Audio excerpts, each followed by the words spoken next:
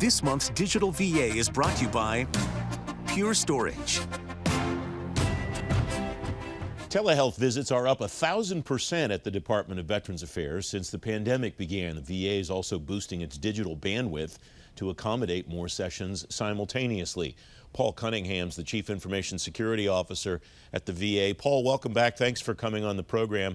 What did you have to do infrastructure-wise and security-wise to accommodate that explosion in telehealth visits and all the other remote work environment things that you had to do to accommodate employees across the agency? Well, I think the big thing is we have to recognize that we were already working a lot of these things already.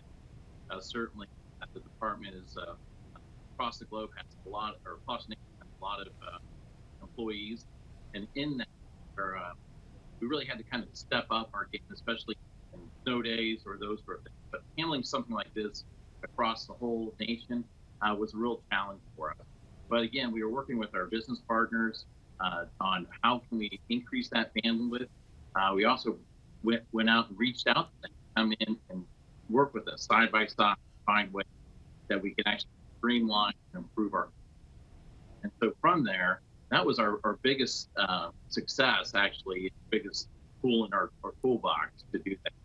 The next step we had to do is talk to our employees. I mean, this was a new environment for us, and help them understand what that meant to them, not only on how they're going to do the work, but how to connect in and how to do it securely.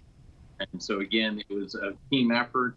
As we brought people in and as we started moving more and more remotely, it was the leadership under Secretary, CIO, and certainly the undersecretaries talking to their staff about understanding that while we're doing this remotely, in a way, a very new world for us, that we had to do it in a secure manner. So again, it was a team effort. Paul, what does the asset management landscape look like at VA now? BYOD was a thing for a while. What role did that play, if any, as you transitioned to remote work at VA? Sure. Thanks for the question. First, I want to say that we've been doing a lot of work with BYOD, but actually it's more of, we like to use the term of more selecting your own devices, because that BYOD implies that you can bring your home computer from Best Buy and just plug it in the network, and that's not the case. However, we do have them select devices that the government has bought that we do maintain and run for the individuals. But as we do more remote, we do know that people are able to use their home computer to VPN or to a virtual private network into their instance inside the department. And we have a very strong VPN network. We have our gateways. And in there, we have the same security that they would have if they were actually sitting at the desktop. So in our issue is really, can we have enough bandwidth to handle all those people all hitting those gateways at the same time? And that's the great work that the technicians and the IT team has put together across all of our sites here. Whether it's remote work capability or any other capability, are the security demands different inside VBA, VHA, and cemeteries, or are the security needs pretty similar among the different components of VA, Paul? Well, I think we talked about the new normal. I think there's it's the same cybersecurity standards and requirements that we still have. It's just a different environment. And each place has different requirements, especially when we start talking about telehealth. We're engaging our veterans in a different manner. So while there might be some changes in how we do it, the cybersecurity landscape relatively remains the same.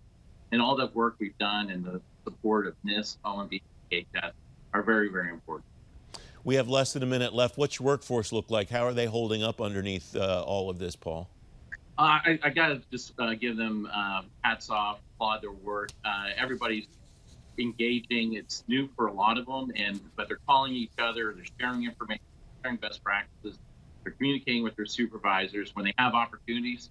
And definitely people found some real benefits on the fact that they don't have that commute time, so their quality of life, their work-life balance is adjusted very well. And we want to be able to see where we can actually maximize that once we get back to normal, where we can remove some of the thoughts and myths around telework, but also be able to sit there and where we can find some more efficiencies here. Paul Cunningham, the VA, thanks very much for coming on. It's great to have you back. It's my pleasure. Thank you.